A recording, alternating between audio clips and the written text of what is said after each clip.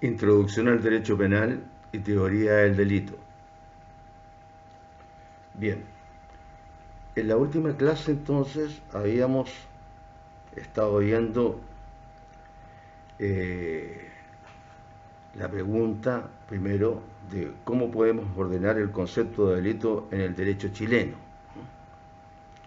Y después de haber explicado ello, eh, vimos cómo se llama que se sacaba, ¿no es cierto?, esta explicación del derecho vigente, de las leyes vigentes, de la constitución política, de la ley. Y que de acuerdo con la constitución y la ley, ¿no es cierto?, este concepto de delito recae sobre hechos, sobre hechos. Entonces lo que describe la ley son hechos que se sancionan penalmente. Y la pena es una consecuencia ligada a las acciones humanas. Es decir, se trata simplemente de hechos cometidos por nosotros, por los seres humanos. Y a hechos, además, concretos, a hechos concretos cometidos por nosotros, los seres humanos. Y ligado a esto, ¿no es cierto?, se veía también la idea de la culpabilidad, ¿no?, en el sentido de que esos hechos concretos que cometía el ser humano debían, ¿no es cierto?, ser conscientes, voluntarios. Luego ahora, en esta clase, nos interesa tratar los elementos del delito. Y el primero de ellos es la acción. Entonces lo que vamos a tratar ahora es el delito como acción. Lo vamos a ir haciendo básicamente desde el punto de vista de las teorías causalistas y finalistas. Y si bien es cierto que no lo vamos a analizar completamente, pero por lo menos nos vamos a referir a lo que dice Klaus Roxin en esta materia, que le agregaba a la acción el hecho de que dé los elementos de voluntad y de conciencia. Es decir, nos interesa una acción que carezca de esas exigencias, de esas características. Entonces, primer elemento de la acción, mejor dicho, el tratamiento de la acción, del punto de vista de la teoría causalista. Vamos a analizar la acción y luego la inacción o la no acción, el no hacer, también del punto de vista de la teoría causalista, para luego referirnos de lo mismo en la teoría finalista. Entonces, desde el punto de vista, repito, de la teoría causalista, el movimiento corporal como acción.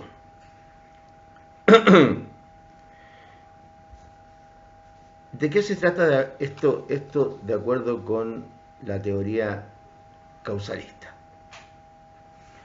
Desde la partida, ¿no es cierto?, hay que explicar que se trata de un comportamiento humano, un comportamiento externo, en el sentido que sale hacia el mundo externo.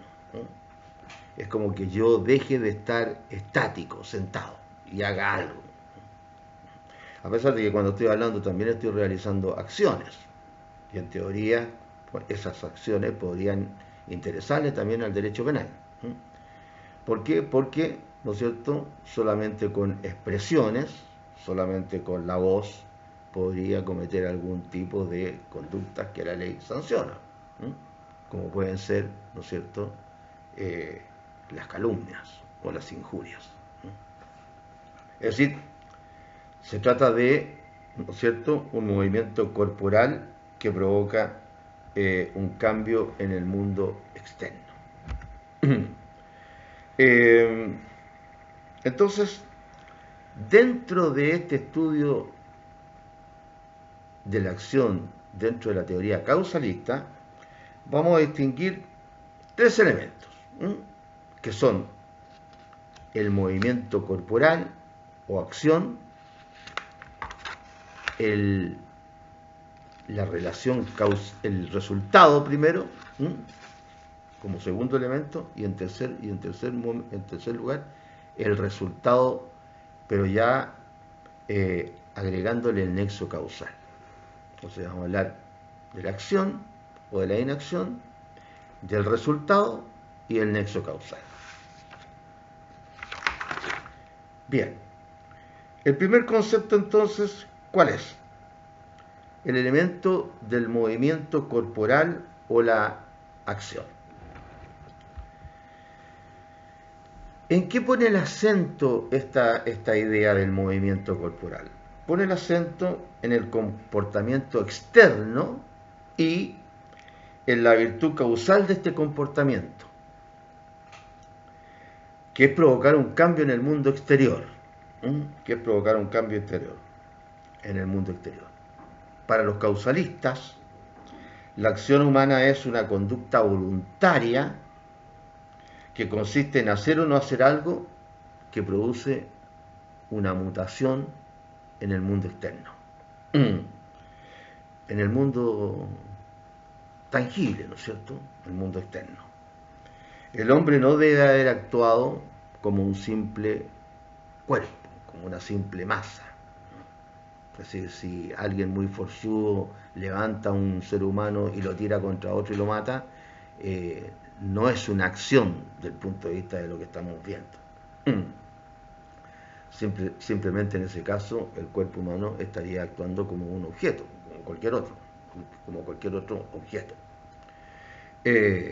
Aunque mientras va viajando en el espacio de aire que hay entre el momento en que el tipo lanza ese cuerpo humano vivo, ¿no es cierto?, o muerto, contra otro y lo mata, ¿no es cierto?, aunque si está vivo se pueda estar moviendo, pero está actuando como un objeto, como una masa, no como ser humano. Bien, entonces estamos hablando de un comportamiento externo, de una conducta voluntaria que consiste en hacer o no hacer algo que produce una mutación en el mundo exterior. Acá ¿cómo se llama? Les quiero colocar desde la partida un ejemplo que es válido para las dos doctrinas, es decir, la causalista y la finalista, en el sentido de hacerse bien la idea de lo que es una acción, porque de repente uno, cuando empieza a estudiar en derecho penal, dice, bueno, pero todas las acciones provocan un cambio en el mundo externo, claro, todas las acciones de todos los sentidos, pero nosotros hablamos de las acciones que le interesan al derecho penal. Me explico.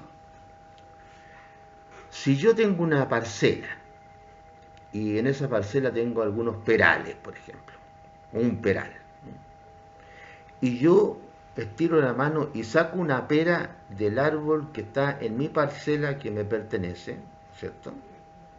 Estoy realizando una acción que provoca un cambio en el mundo externo. Saco una pera y me la como. Pero desde el punto de vista penal, esa acción, ¿no es cierto?, sacar una pera de un árbol que me pertenece, no tiene importancia para el derecho penal. Es una acción, pero no tiene importancia para el derecho penal.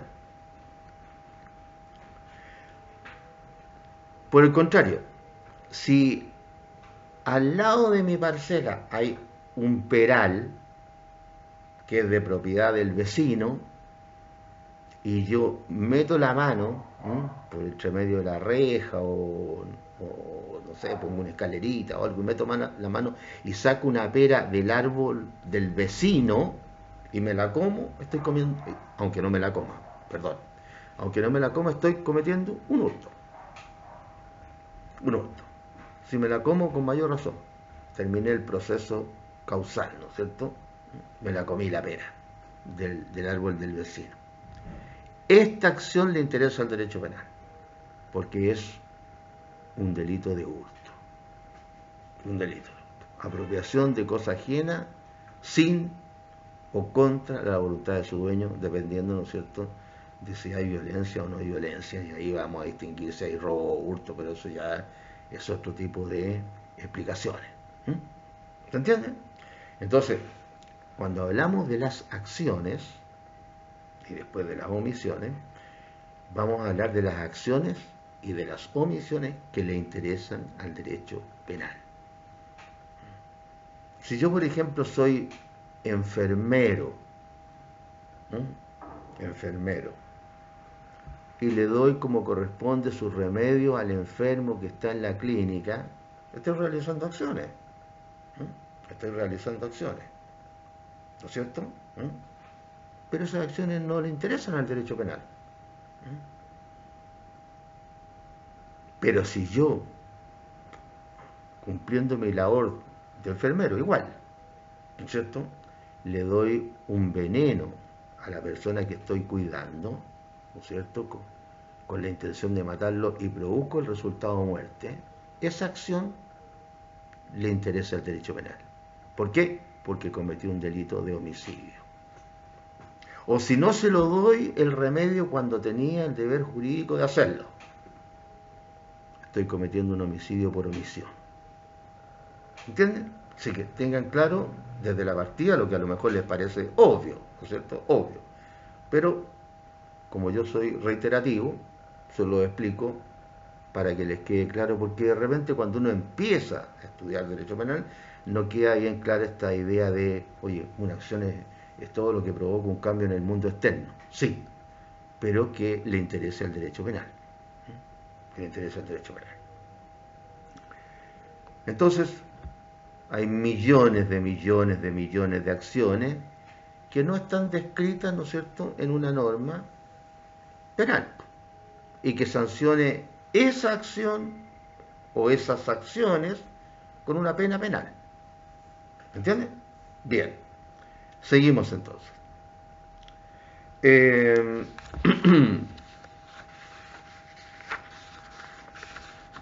Para no olvidarme, yo siempre tengo una pautita que me hago, una notita. Entonces,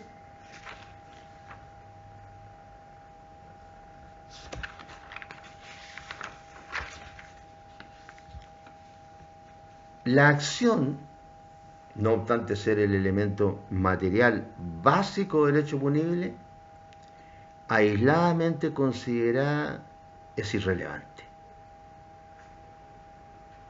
Es decir, no tiene ninguna importancia la acción solita, que es lo que les acabo de mencionar. Si se la desliga de los demás elementos genéricos del delito. Es decir, tenemos la acción por un lado y por el otro tenemos tipicidad, antijuridicidad, culpabilidad. La pena en el derecho chileno está considerado dentro de los elementos del delito, pero en realidad es una consecuencia, ¿no es cierto?, del delito. Es una consecuencia de lo que yo hago, porque la ley dice, si tú matas, te aplico esta pena. Bien. Entonces, lo que estamos diciendo es eso, que si uno toma la pura acción, es decir, si yo saco una pera, por ejemplo, ¿no es cierto?, esa acción solita, así, no le interesa el derecho penal. Es irrelevante para el derecho penal. ¿Por qué? Porque pueden haber causales de justificación, por ejemplo. Causales de justificación. Puede que no haya delito, que es lo más probable, como el caso que les comenté. Yo soy dueño del árbol del cual saqué la pera. Eso no es delito. Entonces, por eso que es como se llama, irrelevante. Si le saco la tipicidad, por ejemplo, a la acción. Si es una acción, pero no típica. Carece de tipicidad, entonces no estoy cometiendo ningún delito. Si, como les acabo de decir también, si está justificada por una causal, ¿no es cierto?, valga la redundancia, de justificación. Yo actué comiéndome, ¿cómo se llama? ¿Cómo se llama? Las peras, ¿m? Del vecino para no morirme, ¿m? Para no morirme, o para que no se muera mi familia. Ahí, ¿no es cierto?, no sería una conducta reprochable. Entonces, operaría una causal de justificación. Ocurriría lo que se llama antes, ¿no es cierto?, el hurto del famélico, que hurta para no morirse de hambre. Y si no concurriera la culpabilidad, ¿no es cierto?, el otro elemento del delito, ¿no es cierto?, tampoco existiría delito, considerando la sola acción, sin culpabilidad. Porque a lo mejor, ¿no es cierto?, sin querer, yo, ¿no es cierto?, con un palo, ¿no es cierto?, quise arreglar parte de mi reja, a lo mejor, y le boté las peras, o parte de las peras, o qué sé yo, varias peras, al árbol del vecino. Yo no tenía ninguna voluntad de hacer ningún daño. No hay delito de daños intencionales ahí, por ejemplo. No hay tampoco delito de hurto, etc. Entonces, la acción sola, sin tipicidad, antijuridicidad y culpabilidad, es irrelevante para el derecho penal. Eso es lo que quiero decir. Entonces, en sentido amplio, podríamos decir que la acción es la exteriorización de la voluntad de su autor. Mejor dicho, es la exteriorización de la personalidad de su autor. Todos los actos nuestros son consecuencia de nuestra personalidad, lo que nuestra personalidad hace en un momento determinado. Y esta exteriorización de nuestra personalidad puede materializarse, puede hacerse real en el mundo de los hechos, de dos maneras. De una manera positiva y de una manera negativa.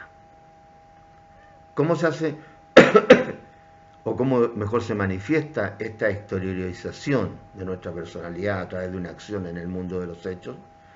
A través, ¿no es cierto?, de una forma positiva, es decir, una acción. O a través de una forma negativa, una no acción. Es decir, una inacción. Una omisión. La forma negativa es el movimiento corporal, ¿no es cierto? Apropiarse, acuchillar, disparar, etcétera, para causar diferentes tipos de delitos. Como ustedes ya deben ir comprendiendo, existen, ¿no es cierto?, acciones que son mucho más elaboradas que otras, ¿no es cierto? Cuando veamos que la acción se puede, como se llama, también confundir, o se puede llamar también conducta, acto o hecho, lo vamos a explicar eso. Pero sobre todo cuando hablamos ya no solamente de acción, sino que hablamos de conducta, hablamos ya de una serie de actos. ¿Ah? Por eso se utiliza mucho. La conducta del homicida consistió en... Claro, porque no siempre, ¿no es cierto?, los delitos, digamos, en la generalidad de los delitos, diríamos que todos ellos, al menos los delitos de acción, no se cometen mediante un solo acto. En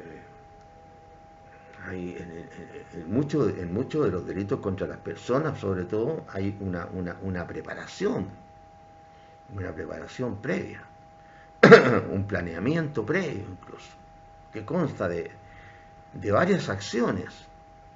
Y estas acciones se van desarrollando en el tiempo. Estas acciones se van desarrollando en el tiempo. Imagínense ustedes, por ejemplo, delitos tan comunes como el delito además que son delitos internacionales, los delitos de narcotráfico, que es el que más tenemos a la mano siempre, el delito de narcotráfico.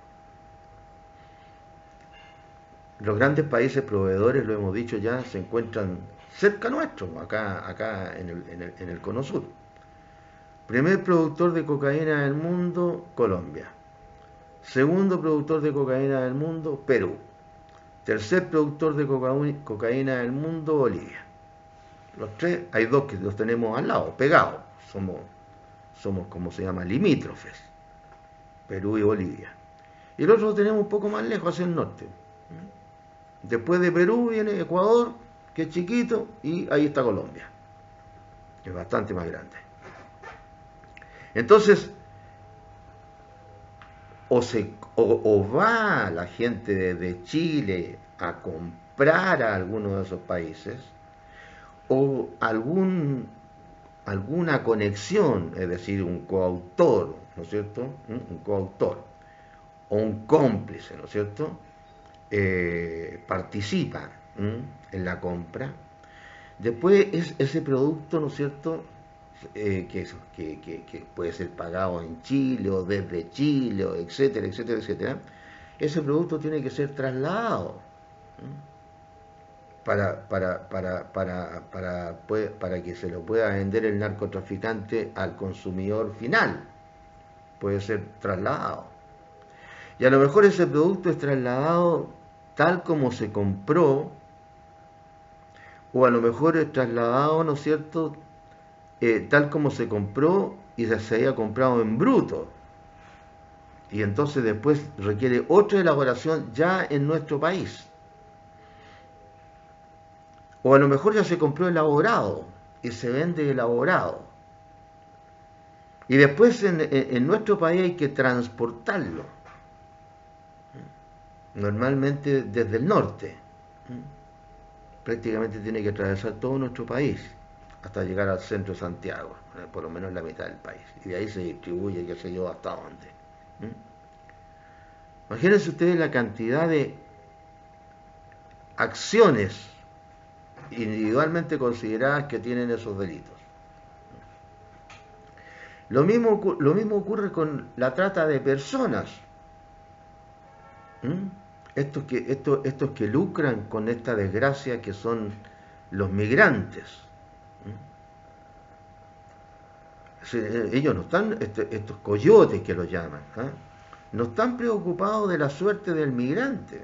De hecho, muchos migrantes han muerto en manos de los coyotes mientras los transportaban, porque algunos los transportan arriesgando el migrante la vida, los transportan, qué sé yo, en contenedores que casi vienen asfixiados, muchos se han asfixiado durante el viaje, otros por las condiciones, los fríos que sufrirán en la noche, el calor en el día, imagínense dentro de un espacio de fierro, etcétera. ¿Cuántos pasos tiene que dar el coyote ese y la organización de la cual forma parte ese coyote para transportar a los migrantes? Lo mismo pasa con la trata de personas, ¿no es cierto? Que es una forma de esclavitud, en el fondo. ¿Qué pasa con la trata de blancas? Con lo cual se llama a la prostitución, que forma parte incluso de esta trata de migrantes, porque muchas de estas personas vienen a ejercer la prostitución. Muchas de estas personas. Antes eran solamente mujeres, ahora son mujeres y también hombres. Vienen a ejercer la prostitución.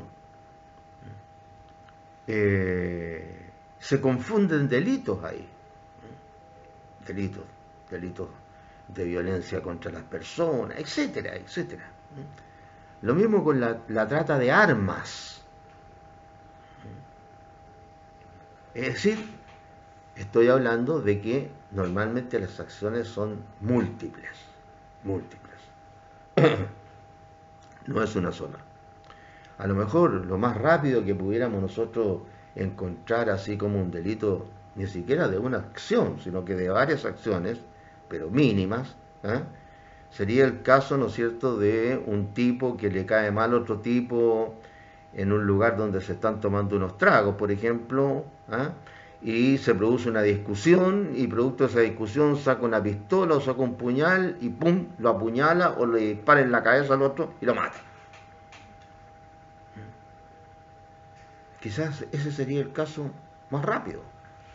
O el caso de una injuria, una injuria, una injuria verbal, ¿no es cierto? Gritarle, ¿no es cierto?, generalmente en público a otro, hechos que serían constitutivos de injuria. Es decir, las acciones normalmente son muchas, muchas.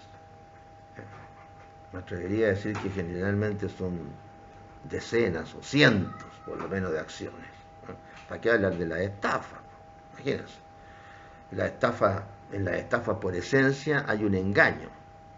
Y un engaño significa una puesta en escena. Es como armar un teatro, ¿no es cierto?, para pintarle una película a la víctima, la cual, ¿no es cierto?, cuando es engañada, la propia víctima entrega su patrimonio, generalmente dinero.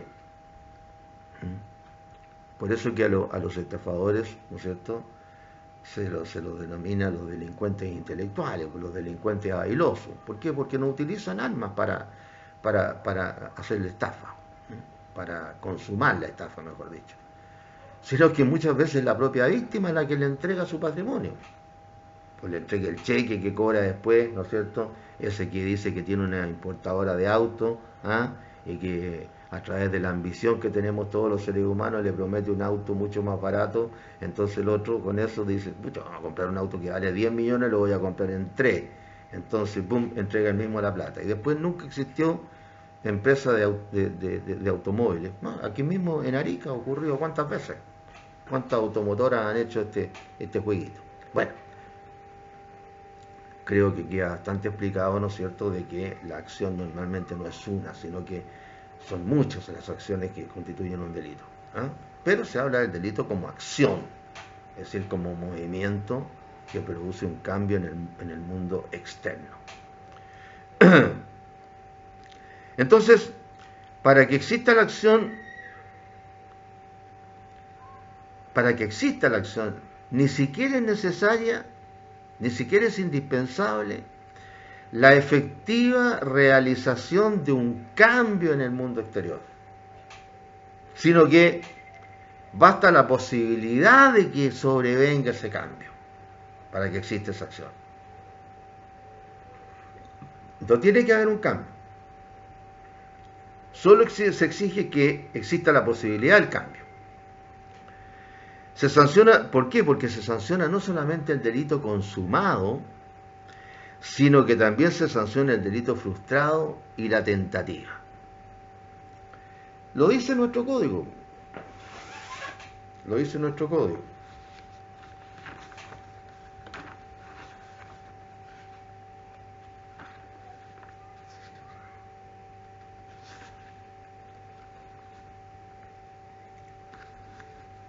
Artículo 7. Son punibles no solo el crimen o simple delito consumado, sino el frustrado y la tentativa. Hay crimen o simple delito frustrado cuando el delincuente pone de su parte todo lo necesario para que el crimen o simple delito se consume y esto no se verifica por causas independientes de su voluntad. Por ejemplo, tipos que se dedican a asaltar viviendas y entrar a las viviendas y robarse lo que hay en las viviendas adentro o afuera, en los patios, digamos, pero dentro de la vivienda. Se consiguieron unas escaleras especiales para poder saltar la muralla o elementos para cortar la electricidad cuando se trata de lugares que están protegidos mediante la electricidad, etcétera. Se consiguieron todo. E incluso algunos lograron saltar, lograron entrar. Pero cuando estaban recién entrando, por esos milagros que de repente ocurren en Chile, apareció Carabinero.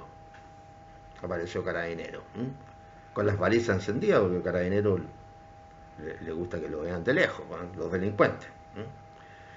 Bueno, Carabinero tiene una idea que seguramente fue a lo mejor en los años 1950, 1960, a lo mejor era efectiva, que era como se llama, eh, evitar el delito por disuasión. Pero actualmente los delincuentes no le tienen ningún miedo a Carabineros, no porque se enfrenten de ellos, sino que se arrancan o se esconden. Entonces cuando hacen esa ronda que Carabinero llega y pasa nomás, pero va con la paliza encendida, qué sé yo, claro, se ven de lejos, ¿no es cierto? Y los delincuentes, ¿qué es lo que hacen? Se esconden, pues sí, todas las calles, en todas las casas, en todas las puertas, qué sé yo, hay algún recoveco para esconderse. Y sobre todo en estos tiempos que estamos viviendo, que se puso ya hace varios años de moda, ¿no es cierto?, a un héroe popular inglés que se llamaba Robin Hood. Para los que no saben inglés, Hood significa capucha. Entonces era Robin Capucha. Para que no lo reconocieran. Para que no lo reconocieran. Lo único que Robin Hood le robaba a los ricos y lo que robaba a los ricos se lo repartía a los pobres.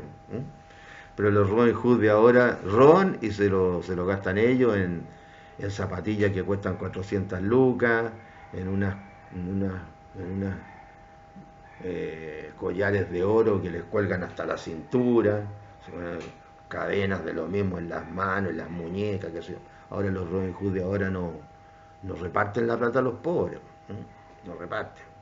Y si la reparten, como ocurría con Pablo Escobar, no es que la repartiera, pero hacía algunas obras con producto del narcotráfico, pero ¿cómo se llama? Las personas que recibían el beneficio pasaban a ser esclavos del narco.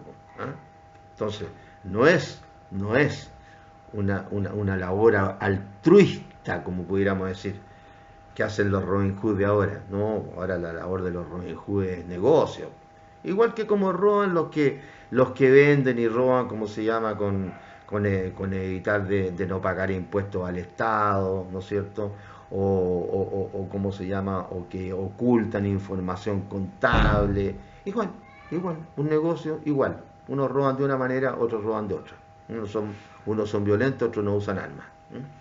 Los cobros excesivos que hacen los bancos, las financieras, que están en el límite casi, ¿no es cierto?, ¿cómo se llama?, de cobrar más de lo que la ley permite como interés. Yo me acuerdo que en mi época, durante la época que estudié durante mucho tiempo, en el código se señalaba que, o sea, en la ley, ¿no es cierto?, en el código se señalaba que estaba prohibido el anatocismo. El anatocismo. ¿Saben ustedes lo que es el anatocismo? Es cobrar interés sobre interés. O sea, lo único que procedía era cobrar un interés sobre el capital, no sobre el interés. Y bueno, y eso se acabó desgraciadamente ya hace varios años. Y desde que llegó ¿cómo se llama?, la democracia, tampoco se ha corregido esto. Y ustedes pueden ver pues cuántos alegatos hay en la televisión de gente que pide un préstamo y al poco tiempo ya está debiendo cualquier cantidad de plata. Sale como ir a pedirle plata a los prestamistas ilegales. Pues. Bueno, entonces aquí estamos hablando del delito, ¿no es cierto?, frustrado. El delincuente pone todo de su parte, todo lo necesario, esa es la ley, para que el crimen o simple delito se consume, pero esto no se verifica por causa independiente de su voluntad. ¿Qué quiere decir esto? Bien simple. Estaban en el caso que estamos comentando, los delincuentes habían logrado ingresar, ¿no es cierto? Estaban recién en el patio de la casa y aparece Carabinero. Y los delincuentes, ¡pum!, salen arrancando y dejan todo botado. Y ¿cómo se llama?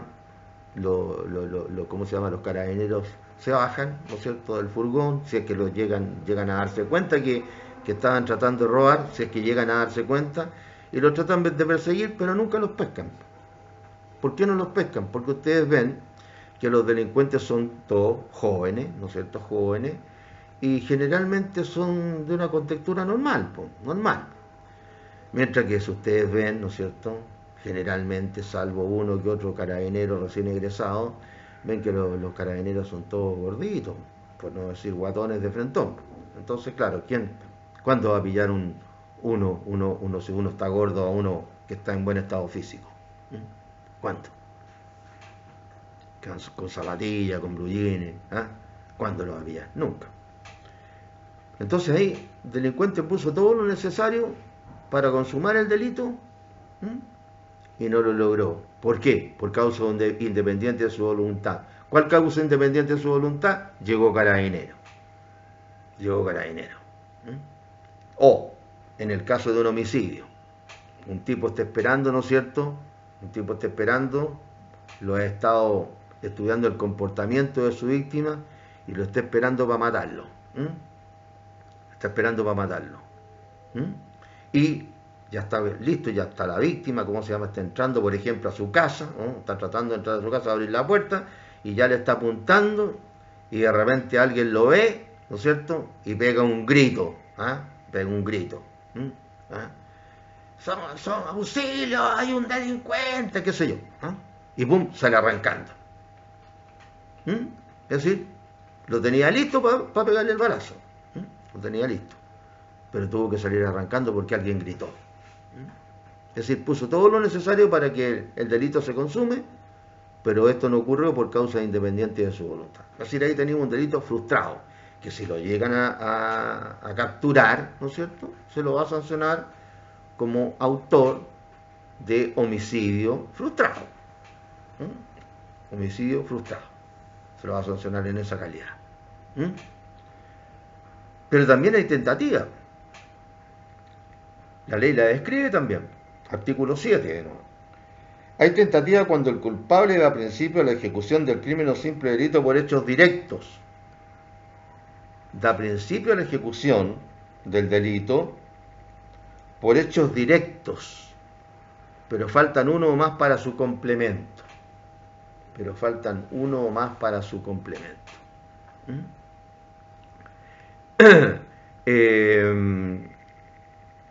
Cuando la ley habla de hechos directos, esto lo vamos a estudiar después, por no es cierto, cuando estudiamos el delito del crimen, pero ya analizando este artículo, que es lo mismo, que lo vamos a estudiar mejor más adelante también.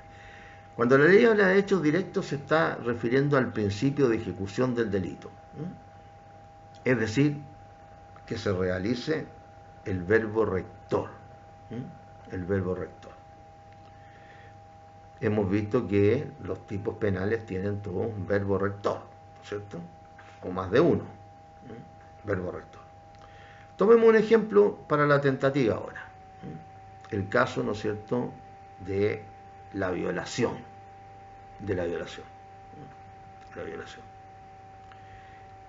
¿Cuál es el verbo rector en la violación? Acceder. Una de las modificaciones que se hizo al Código Penal entre los años 1999 y el 2004 fue precisamente a los delitos sexuales. Así que se cambiaron una serie de cosas muy importantes. Dicen que es una de las modificaciones más importantes que se han hecho en el Código Penal desde su publicación. Antes entonces el verbo rector era yacer. Y ese yacer, ¿no es cierto?, presentó un montón de problemas de interpretación. Y por eso que ahora la nueva ley utiliza en el código, si ustedes se fijan, utiliza el verbo acceder.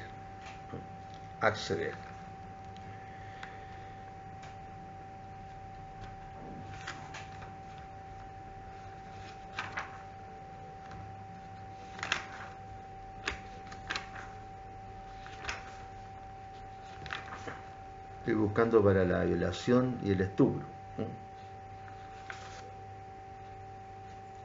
¿Qué es lo que dice el código en relación con la violación? Dice, la violación será 361. La violación será castigada con la pena de... señala la pena. Y en el inciso segundo dice, comete violación el que accede carnalmente por vía vaginal, anal o bucal a una persona mayor de 14 años en alguno de los casos siguientes. Y ahí señalan las causales de la violación propia y de la violación impropia. Luego en el artículo siguiente, en el 362,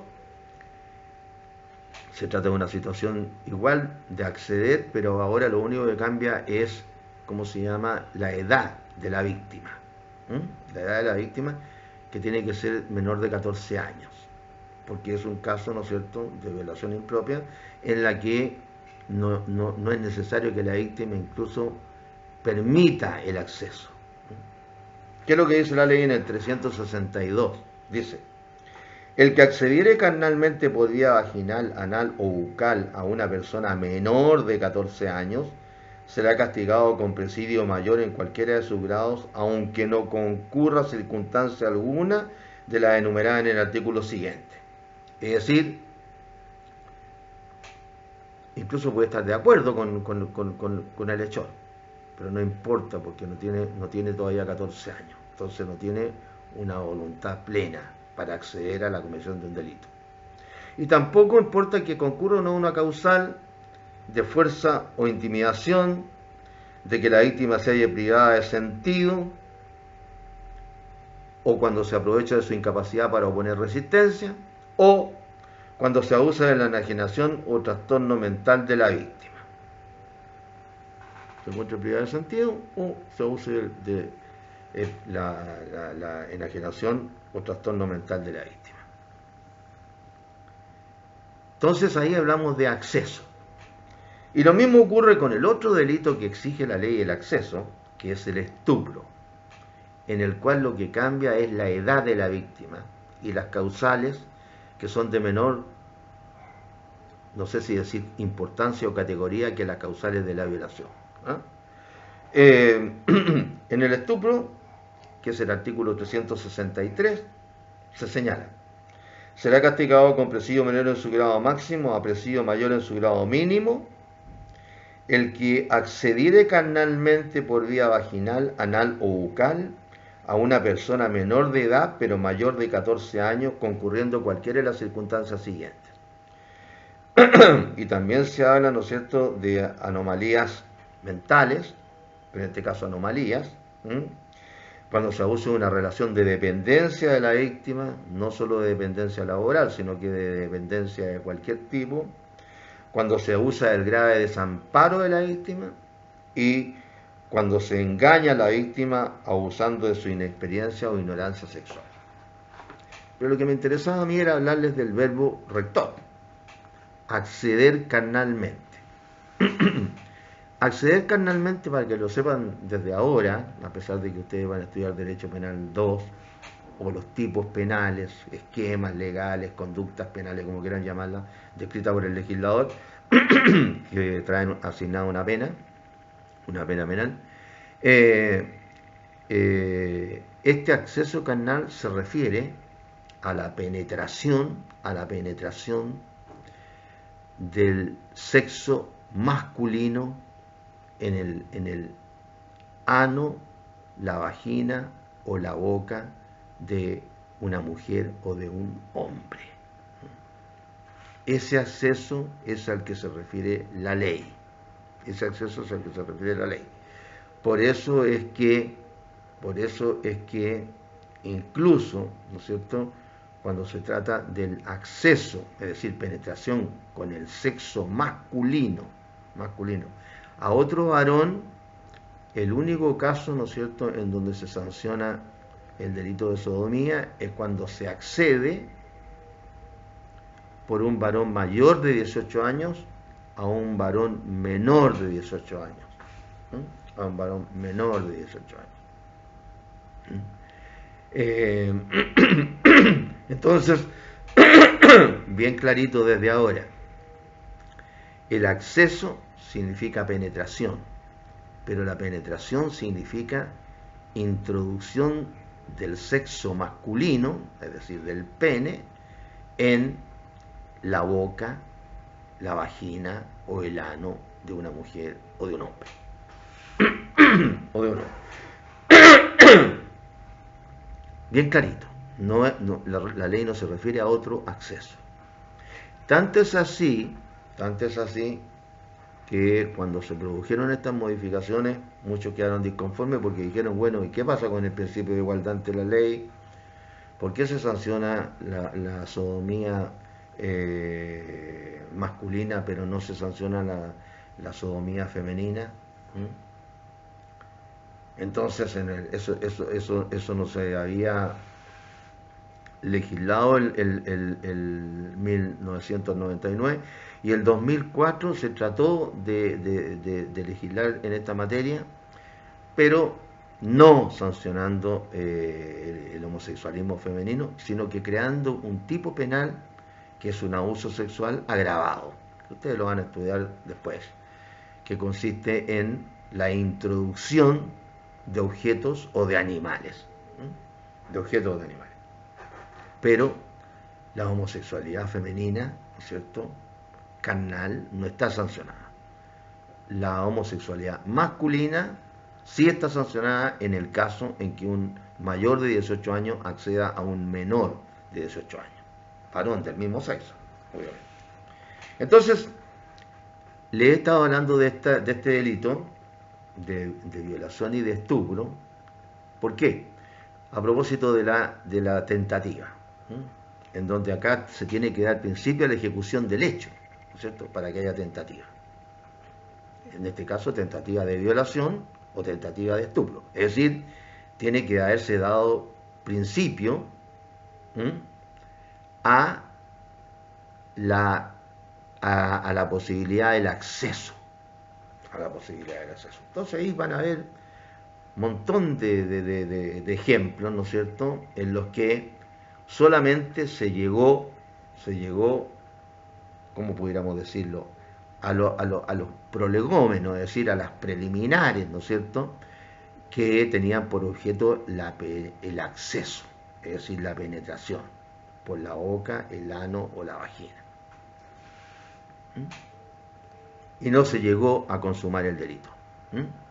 No hubo el acceso que exige la ley, el acceso con el sexo masculino, a la boca, el ano o la vagina. Pero sí se levantaron los vestidos, se sacaron las ropas, seguramente se la forzó a la víctima, se la puso en posición a la víctima para la realización del acceso, pero no se logró. Entonces ahí estamos en un caso de tentativa.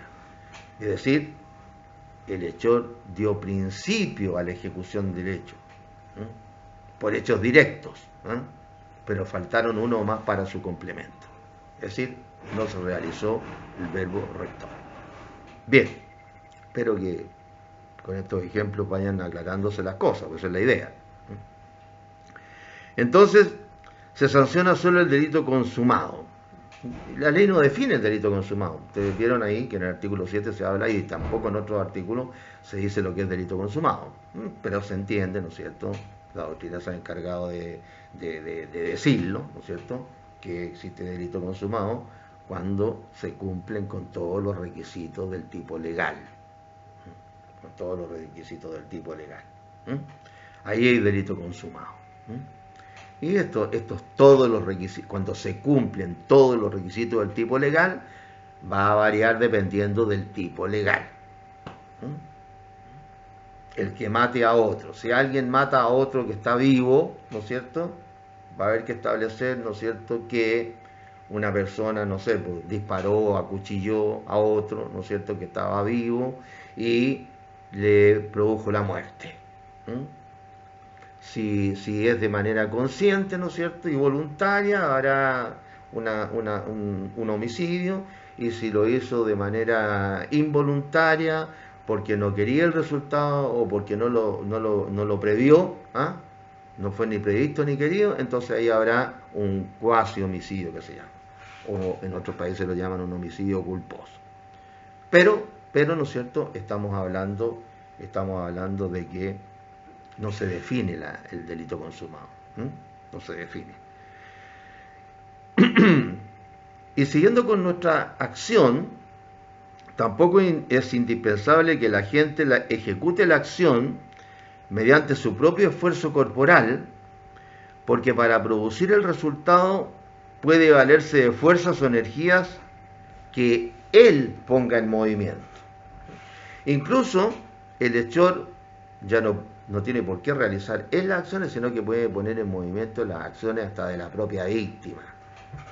De la propia víctima. Un ejemplo bastante simplón y bastante burdo, pero no es cierto, pero bien claro, sería el caso de, o sea, para utilizar a la propia víctima, sería el caso de alguien que pueda tener una relación, qué sé yo, de parentesco político, en el caso del marido, ¿no es cierto?, o sentimental simplemente, con un ciego o una ciega. Y lo lleve a pasear, ¿no es cierto?, a pasear, pero la idea no es llevarlo a pasear, le deben matarlo, ¿no es cierto?, y a un lugar donde haya un precipicio. Entonces, mira, vamos a ver acá, que está tan rico el aire, o el mar, qué sé yo, que aquí. Entonces, pum, y de repente, ¿no es cierto?, el propio cielo se sienta y dice, mira, ahí está más bonito todavía, a ver, caminemos unos metros más, ya. A ver, camina tú, que voy a recoger esto. Entonces, camina, da 2 pasos, 3 pasos, pum, se cae el precipicio.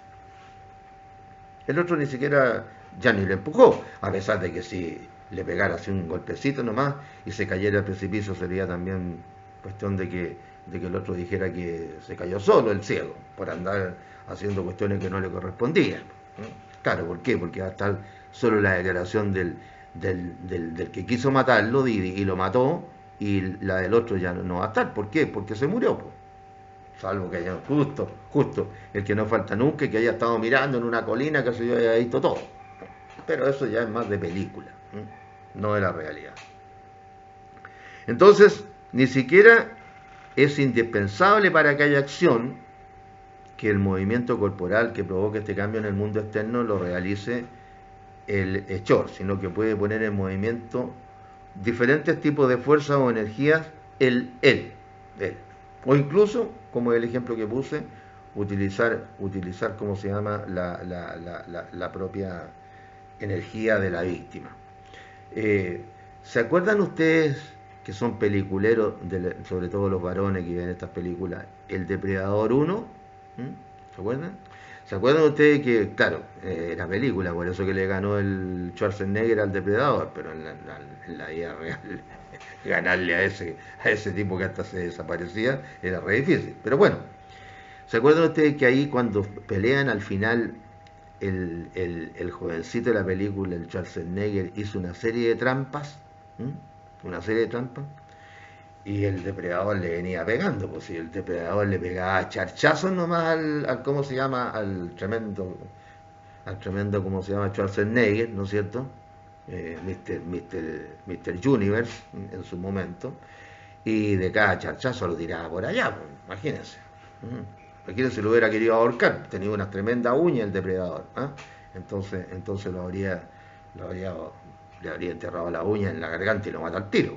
Bueno, pero se empieza, ¿no es cierto?, el Schwarzenegger se empieza a esconder, ¿no es cierto?, y al final ya no tenía para dónde y cae en una parte que él mismo había hecho, ¿no es cierto? Y ¿cómo se llama? Una de esas trampas era que el depredador tenía que colocarse en un lugar determinado y mover una cuerdita que había y le caía un tronco del árbol en la cabeza, que fue lo que pasó, ¿no es cierto? El Schwarzenegger estaba acostado nomás ahí en la parte, ya no tenía más que hacer, pues si hubiera logrado pasar el depredador, bueno, lo habría hecho lo que hacía el depredador, pues habría dejado la pura cabeza con la columna vertebral. ¿Se acuerdan que andaba con esas cuestiones en la espalda después? Y ahí, ¿qué es lo que hace, no es cierto? Poner en movimiento, el Schwarzenegger pone en movimiento diferentes fuerzas o energías, que ni siquiera eran las fuerzas o las energías de él, esas las había hecho antes, horas antes, cuando hizo las trampas. Bien, de eso de lo que estamos hablando, que no es necesario, para que haya una acción que provoque un cambio en el mundo exterior que constituya delito, no es necesario que el hechor realice esta acción, sino que puede utilizar fuerzas o energías que ponga en movimiento, incluida la de la propia víctima. ¿Se entendió? Bien. Seguimos entonces.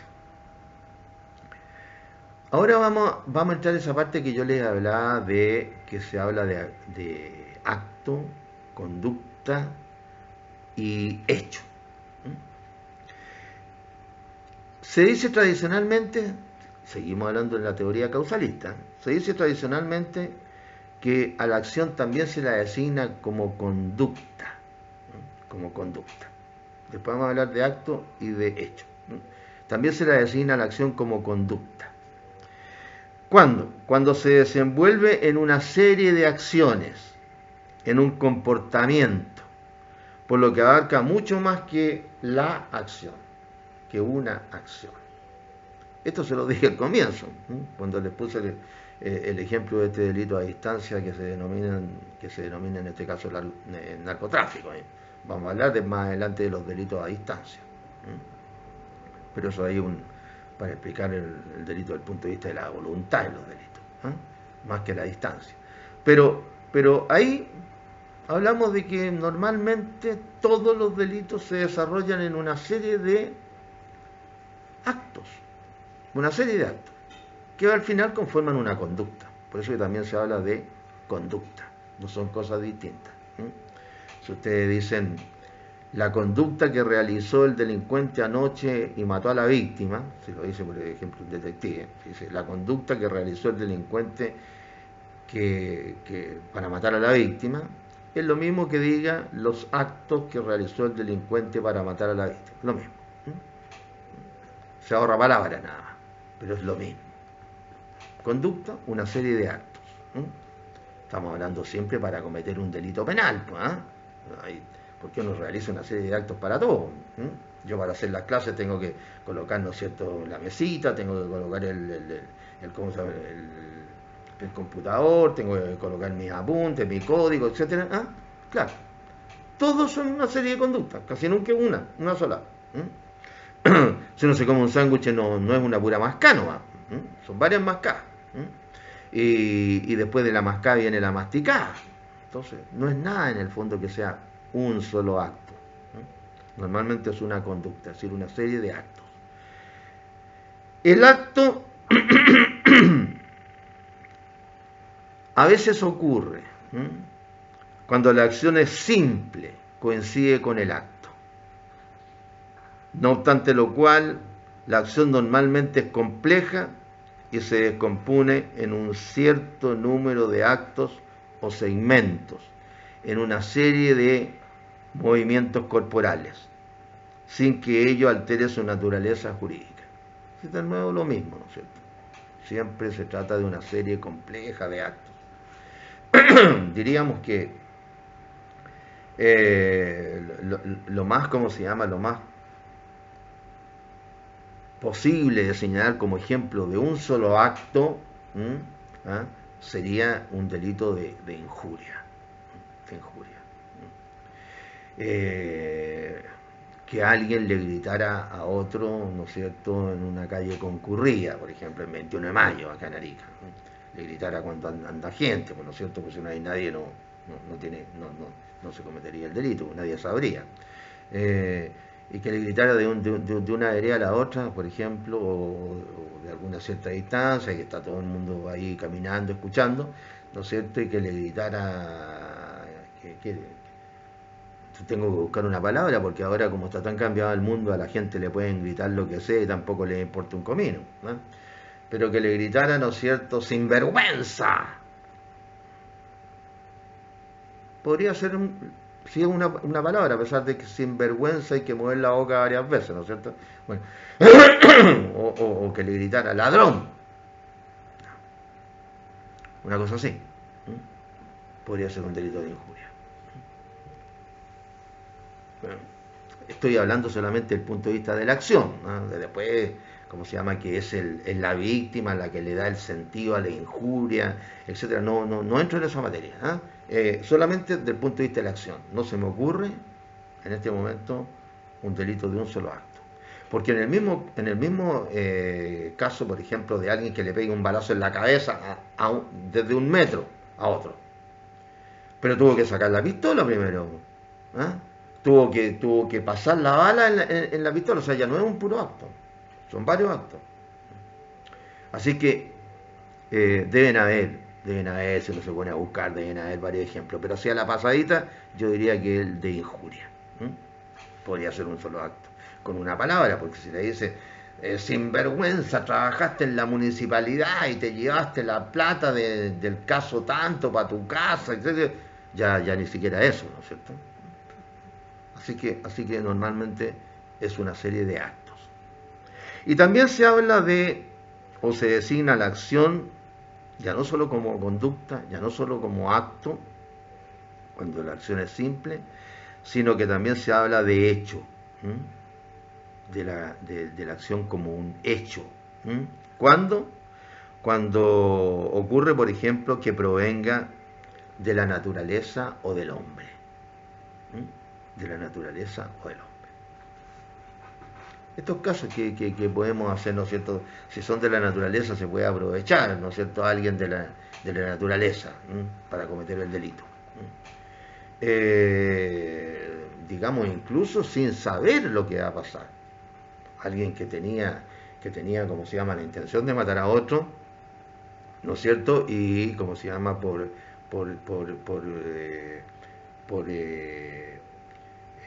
coincidencias empieza un temblor más o menos fuerte, digamos, ¿no? No tiene por qué ser un temblor más o menos fuerte, empiezan a robarla, están en un lugar, ¿no es cierto?, al lado de un cerro, que se empiezan a robar las piedras, y el tipo salta, se pone a resguardo y no le presta ayuda a su acompañante, sobre todo si no hace nada, o sea, la deja nomás, ¿no? Y pensando ojalá que le caiga una de estas rocas.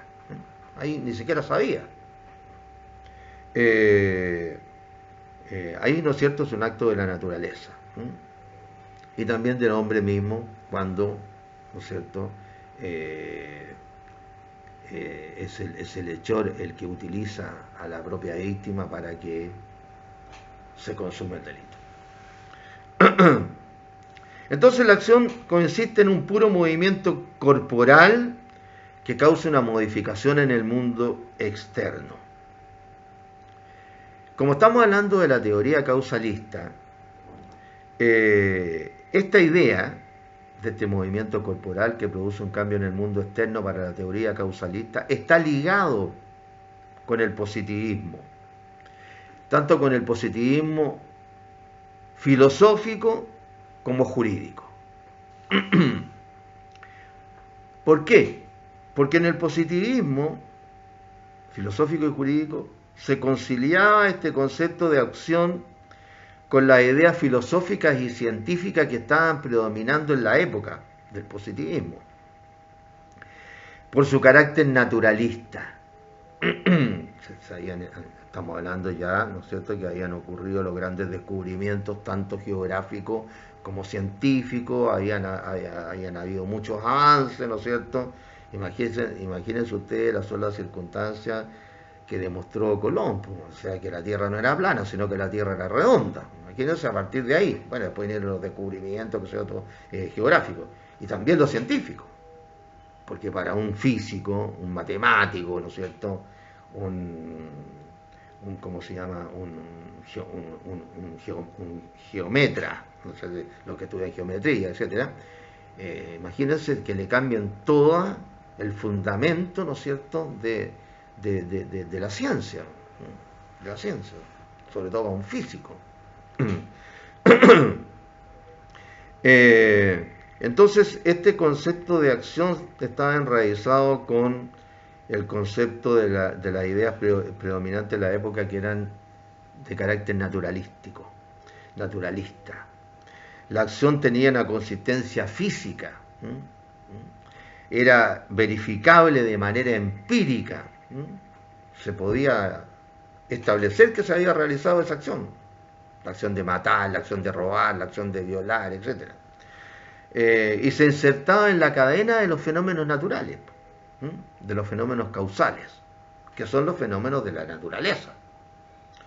En consecuencia, confería la teoría del delito, esta teoría causalista, naturalista, una aparente certeza estructural y desvinculaba la acción de cuestiones metafísicas, como la relativa a la libertad del comportamiento humano. Es decir, ustedes podían explicar los diversos elementos de la acción desde un punto de vista empírico. Entonces, ¿qué es lo que pasó con esta fundamentación en el positivismo, ¿no es cierto?, en la forma que estamos señalando? Que desde el punto de vista dogmático, ya estamos hablando del derecho penal, ¿no es cierto?, del derecho penal, de la ciencia jurídica, el derecho penal, permitió esta teoría causalista organizar los componentes del delito de manera sencilla y clara. La acción es idéntica cuando persigue como finalidad la realización del hecho prohibido por la ley, el dolo, como cuando la provoca también de forma imprudente, la culpa. E incluso cuando la acción sería también idéntica cuando se produce por un afán incontrolable, caso fortuito. Es decir, se podía explicar la acción maliciosa, dolosa, la acción imprudente o negligente, culposa, y la acción que provenía de hechos que eran incontrolables, como los de la naturaleza. Es decir, el caso fortuito. El caso fortuito. Y la acción siempre seguía siendo la misma, pero se la podía explicar. La tipicidad y la antijuricidad también son atributos de ese concepto unitario y referidos solo a su aspecto exterior y por ende ajenos al aspecto subjetivo. Ajenos al aspecto subjetivo. ¿Qué es lo que logra la dogmática con esto? Con esta explicación segmentada de los elementos del delito: acción, tipicidad, antijuricidad, culpabilidad, pero que sirve para explicar cada uno de los elementos sin dejar de ser la acción la misma. Se logra una teoría del injusto que es común, teoría del injusto que es común a los delitos dolosos y culposos, que se distinguen solo por la culpabilidad, al igual que el caso fortuito. Es decir, el injusto es común para los delitos dolosos, culposos e incluso para el caso fortuito. Presenta entonces ventajas expositivas y didácticas, como son las que estamos utilizando ahora, para poder explicar, ¿no es cierto?, lo que es el delito desde el punto de vista causalista. Para los interesados en su aprendizaje, comprensión y solución de los problemas. Esto sigue ocurriendo más allá de que, ¿no es cierto?, puedan haber partidarios de la teoría finalista, y muchos. Porque ustedes en los tribunales lo que hacen es eso, al final en los juicios. Explican la acción, la tipicidad, la antijuridicidad y la culpabilidad, de acuerdo con la teoría causalista o naturalista. Los pueden explicar. Ahora, que haya otra que de repente alguno de estos elementos lo explique mejor, posiblemente. Pero ustedes lo pueden explicar. Es una de sus grandes ventajas. También tiene desventajas, pues sí. Si son todos estos conceptos, son elaboraciones de la mente humana. De la mente humana. Y la mente humana no tiene explicaciones para todo. Imagínense ustedes que no tiene explicación para el nacimiento de la mente humana. Porque el cerebro, ¿no es cierto?, es un órgano que está acá.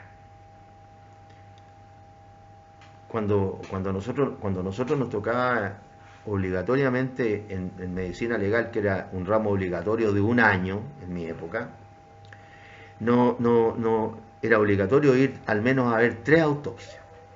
Y las autopsias comprenden no solamente que se abre al cadáver, se empieza de aquí hasta el término de la pelvis, aquí. Pero también después que se ven todos los órganos todo, y le muestran ahí a los alumnos en la autopsia y todo, ¿ah?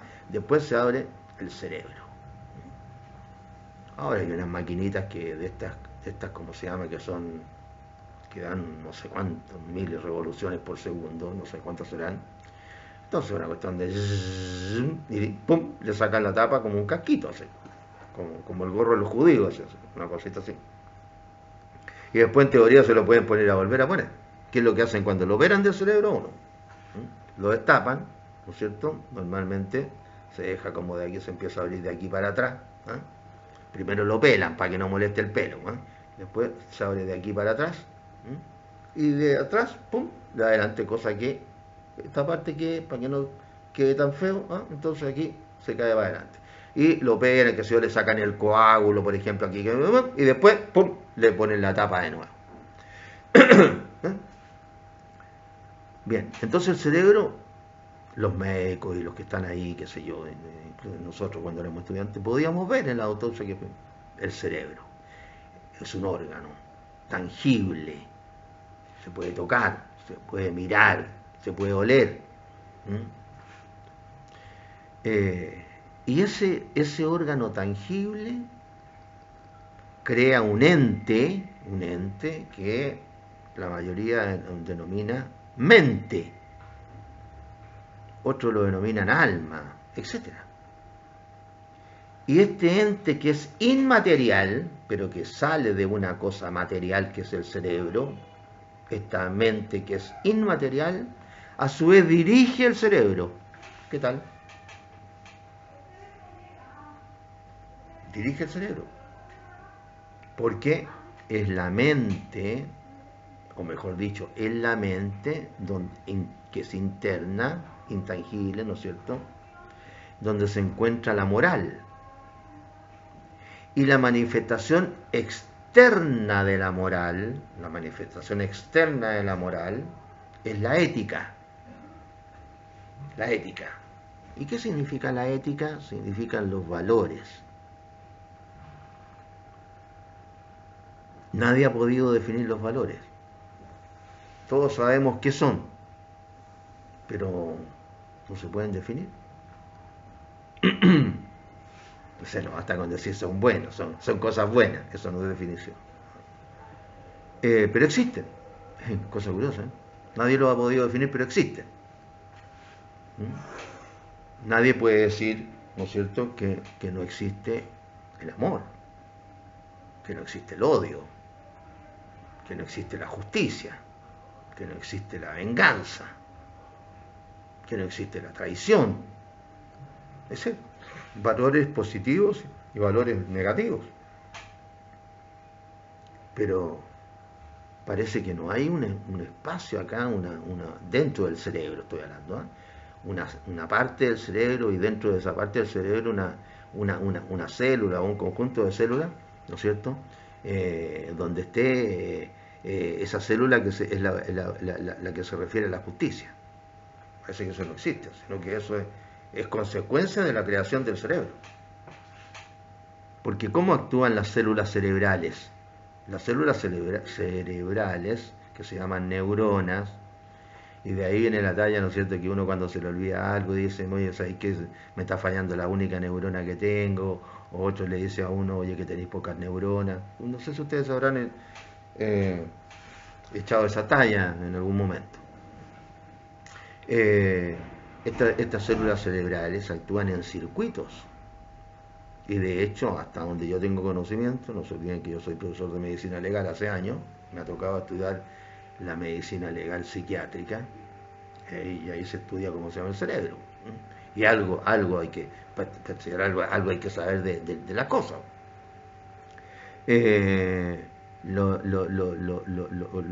Las ideas, los pensamientos, etcétera,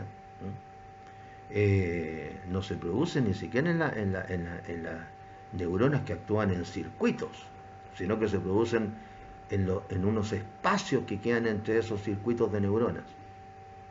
Espacios vacíos que nadie sabe cómo se produce ahí la idea, pero creen que se producen ahí. Parece magia, ¿no es cierto? Claro, también Si nosotros pensamos que Dios es el supremo creador, entonces ahí tenemos una explicación. Claro, Dios, Dios. Pero que nosotros nos expliquemos es difícil. Entonces, ¿esta teoría causalista presenta ventajas? Sí, presenta ventajas. De hecho, decían que mi profesor, un gran profesor, tuve la suerte de tener en Derecho Penal, creo que debe haber tenido Derecho Penal con los dos mejores penalistas que han habido, o entre los dos mejores penalistas, porque por un lado fue Sergio Politov Lifshitz, que murió ejerciendo la cátedra de Derecho Penal ¿cómo se llama? En Holanda. En Holanda.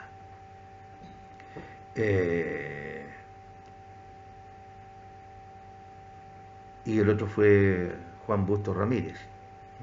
Juan Busto Ramírez, los dos. Los dos doctorados. Cum laude, los dos. En la época que había que estudiar, obviamente. Entonces, dentro de la teoría causalista seguimos. Según algunos, no constituyen acción para el derecho penal los casos. Hay algunos que hablan de casos indiscutidos y otros que hablan de casos dudosos, o sea, no están seguros. Estamos hablando de la dogmática y dentro de la dogmática causalista. Para el derecho penal no constituyen acción, es decir, esto que provoque un cambio en el mundo exterior, una realización de la personalidad del autor que sea importante para el derecho, ¿no es cierto? O sea, que sea constitutiva de delito. Por ejemplo, ¿qué casos serían indiscutidos? La fuerza física irresistible, los actos reflejos, los movimientos realizados durante el sueño. Los movimientos realizados durante el sueño. ¿Qué casos serían dudosos de inexistencia de acción? Lo estamos nombrando ahora, Estamos nombrando. ¿Qué casos serían dudosos?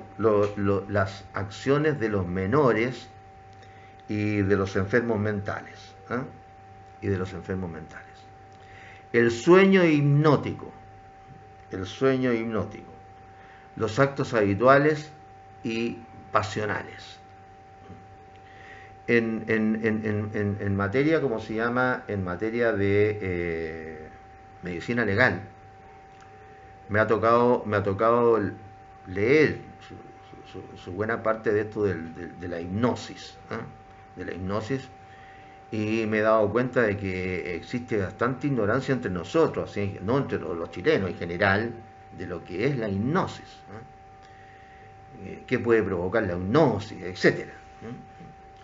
Y nos encontramos con datos bastante interesantes, y de repente se los voy a comentar a lo mejor en estas mismas clases para que tengan una mejor idea de lo que puede llegar a ser la hipnosis, porque eso de que si se puede ser hipnotizado o no, y además si se puede ser hipnotizado si es que el hipnotizado no quiere, etcétera.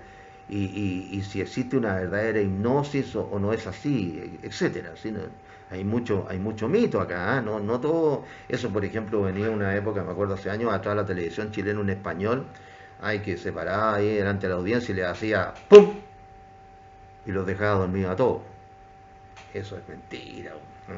Eso es como se llama, como estas videntes que llegan en estos programas cuando quieren averiguar si se cometió o no se cometió un delito, y llegan a una vidente, ¿no es cierto?, al programa, y camina por la calle, va con el periodista, y camina por la calle y dice, ¡uy! Estoy sintiendo la presencia. Son palabras muy comunes, son de todos estos chantas, charlatanes, hombres y mujeres, ellos y ellas.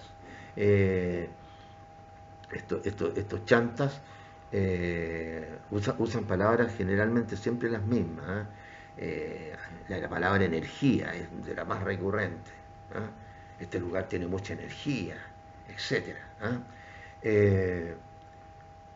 Y empiezan a sentir cosas y sí, por ahí caminó la persona.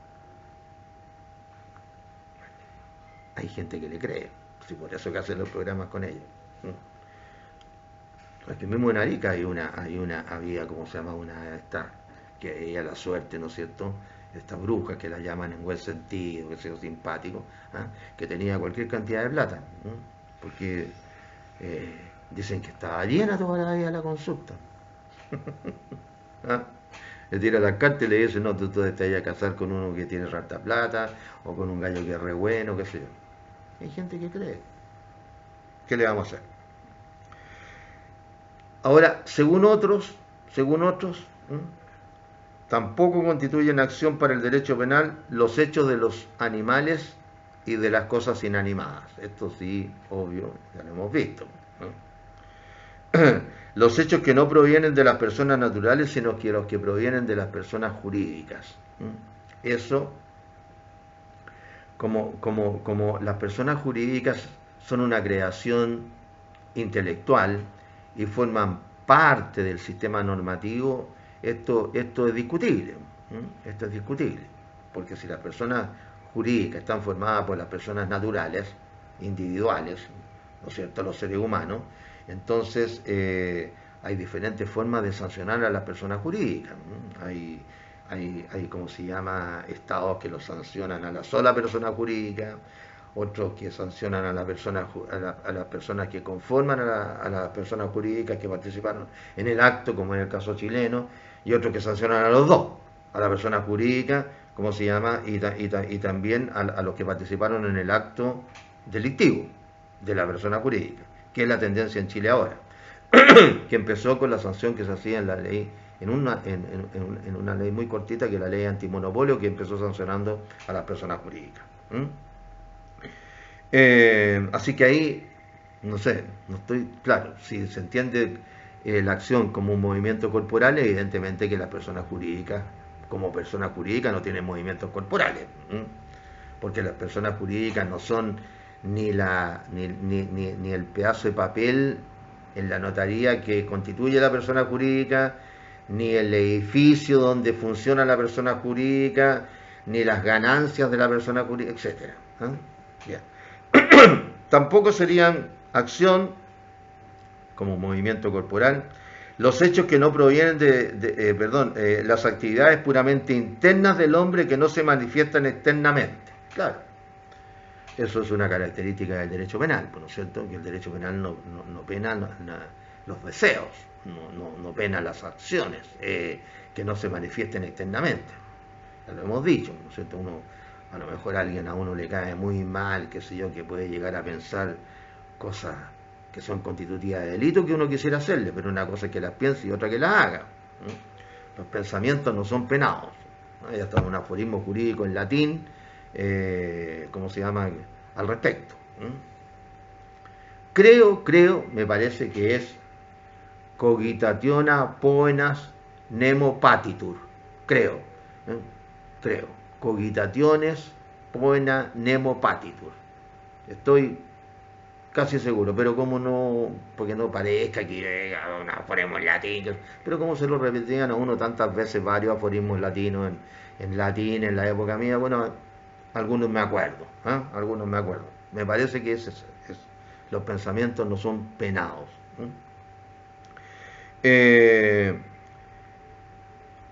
Y la condición o estado de una persona, claro, de repente no constituyen acción. Para el derecho penal estamos hablando, ¿no es cierto? Siempre, no se olviden de eso.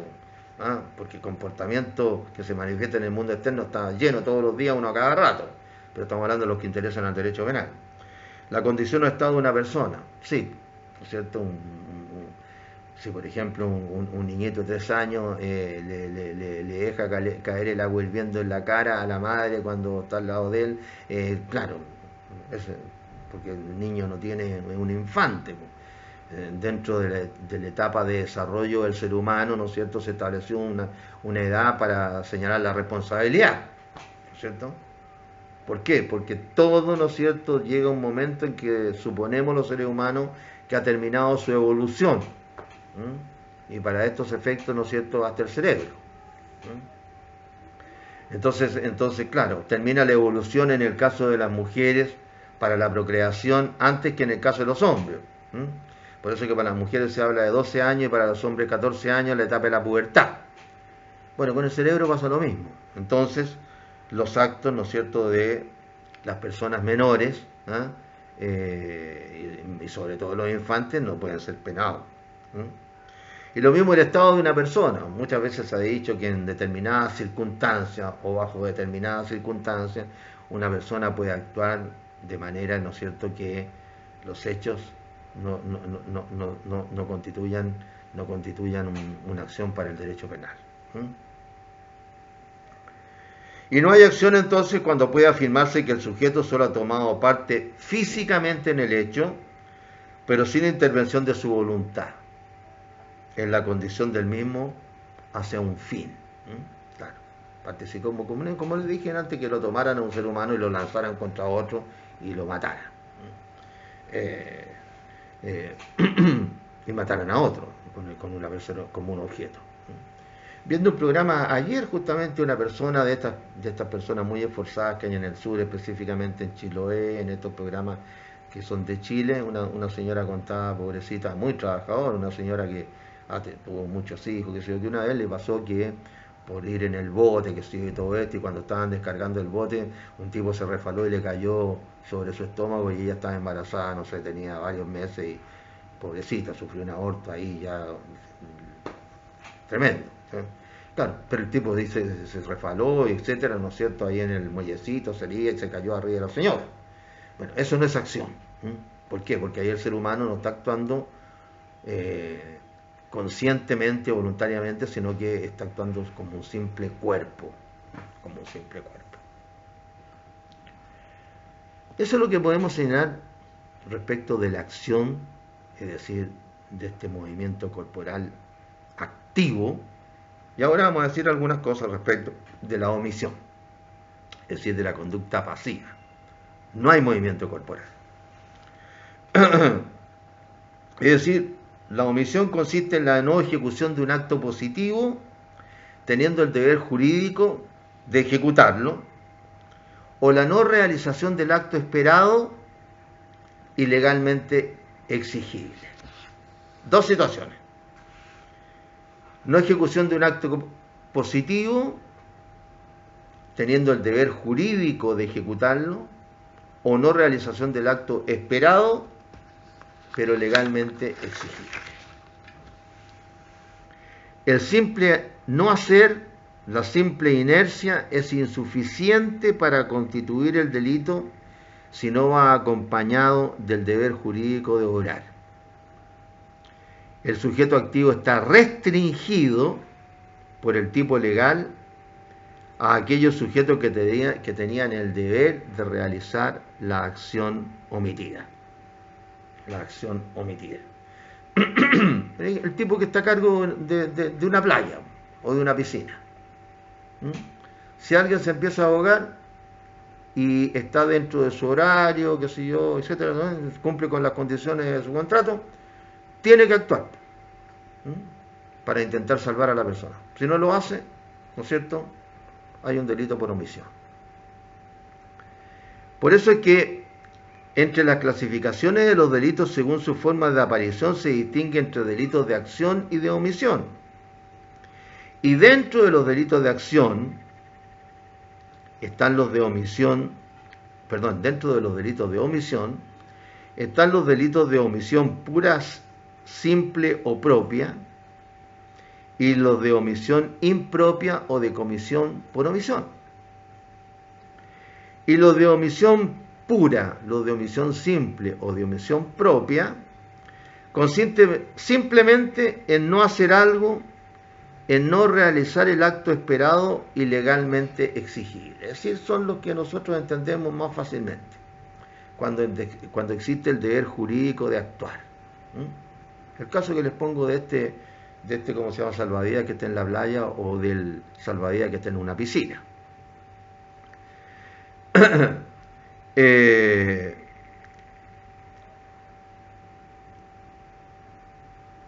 Y los de omisión impropia, también llamados de comisión por omisión, ocurren cuando el no hacer tiene jurídicamente el mismo valor que el hacer.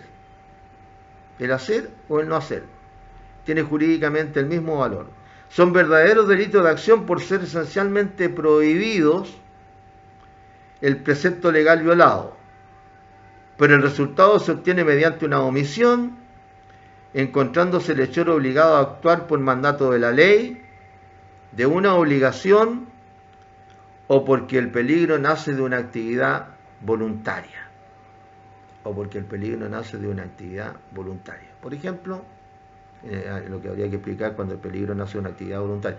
Por ejemplo, que la esposa, ¿no es cierto?, o la compañera, como se llama ahora, la conviviente, o el caso contrario, para poner al hombre, ¿no es cierto?, el esposo o el compañero o conviviente, que debe administrarle insulina a su esposa, no lo haga. No lo haga. Entonces, ahí, ¿no es cierto?, el resultado nace de una actividad voluntaria. Voluntaria. Sobre todo si además viven los dos solos en la casa. Por ejemplo, se considera un delito de omisión propia el caso típico, ¿no es cierto?, se considera como homicidio, como matar, la acción de la madre que no amamanta a su hijo y lo deja morir por inanición. En mi época también se hablaba del caso de la madre, o del padre también, y esto ocurre cuando duermen varios en una cama, ¿no es cierto?, que a la guagüita, ¿no es cierto?, la asfixian en la noche. Uno se coloca arriba de la guagüita sin querer, pues. Está durmiendo y sobre la guagüita. Se asfixia la guagüita. Y lo deja morir. Una forma de ejecución de la pena de muerte consiste en dejar de morir de hambre al recluso, por ejemplo. También, hay por la ley un deber, ¿no es cierto?, de que los guardias tienen que alimentar al recluso. Bien, vamos a quedar acá entonces, jóvenes, y seguimos en la próxima clase.